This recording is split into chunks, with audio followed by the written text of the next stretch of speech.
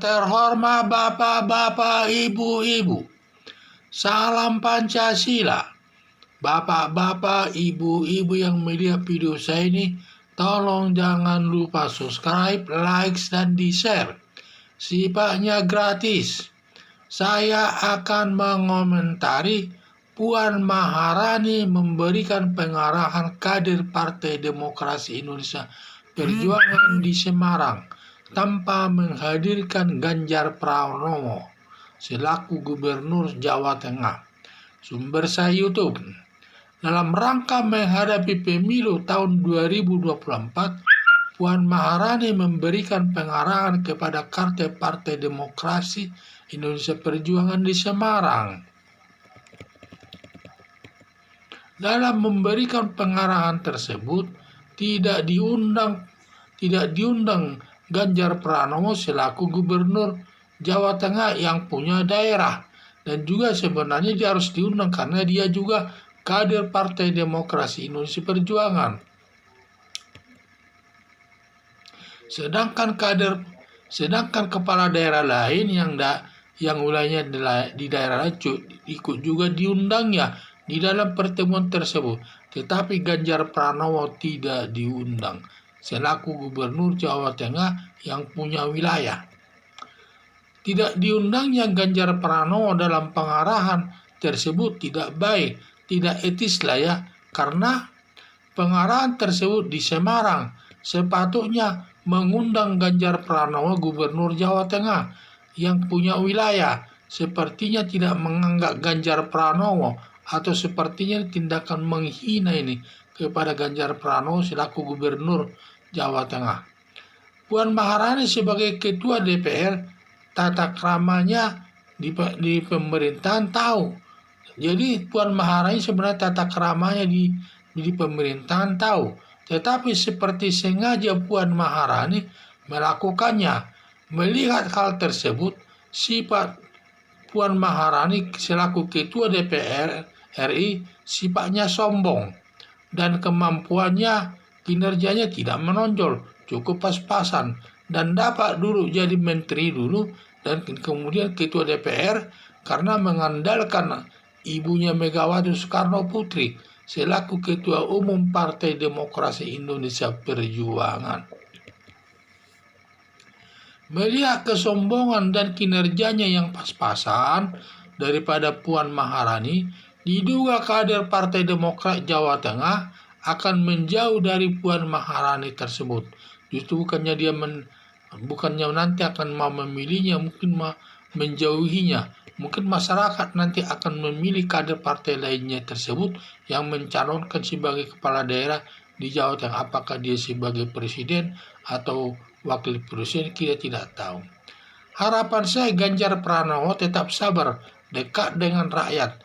Nanti Allah yang Maha Kuasa yang akan memberi jalan yang terbaik dalam memegang jabatan di pemerintahan atau di dalam negara Indonesia. Jadi semua diserahkan lah ya. Ganjar Pranowo sabar saja menerima tindakan daripada Maharani tersebut. Puan Maharani tersebut tidak diundang dalam pertemuan pemberian pengarahan tersebut. Itu merupakan penghinaan itu kepada Ganjar Pranowo selaku Gubernur Jawa Tengah dan yang punya wilayah lah namanya ya. Itu merupakan penghinaan itu, sehingga dia harus sabar menghadapinya tersebut. Nanti Tuhan yang Maha Kuasa yang memberikan petunjuk kepada Ganjar Pranowo dan mungkin nanti akan mendapat jabatan yang lebih baik lagi kepada Ganjar Pranowo tersebut, sehingga dia selaku makhluk Tuhan harus sabar lah ya menghadapi hal-hal tersebut. Jangan Ganjar Pranowo melawannya, menantangnya. Cukup doanya ditingkatkan atau sholatnya ditingkatkan agar nanti Tuhan yang Maha Kuasa memberikan jalan yang benar kepada Ganjar Pranowo dalam memegang jabatan di pemerintahan tersebut, di pemerintahan. Jadi ini memang suatu hal sikap yang tidak baik ini. Dia selaku Ketua DPR Pusat, dia tahu tata krama di pemerintahan. Seharusnya kalau dia turun ke daerah, apakah dia ada tugas, apakah dia memberikan pengarahan dalam dunia kepartaian, Dia seharusnya mengundang Ganjar Pranowo karena kegiatannya itu di Semarang.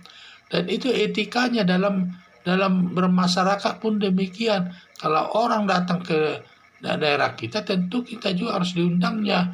Jangan dianya seperti nyelonong saja begitu, seperti orang tidak menyelonong saja seperti pencuri lah. Kalau orang masuk ke rumah orang menyelonong saja tanpa seizin daripada pemilik rumah. Ya ini sifat-sifat sombong ini.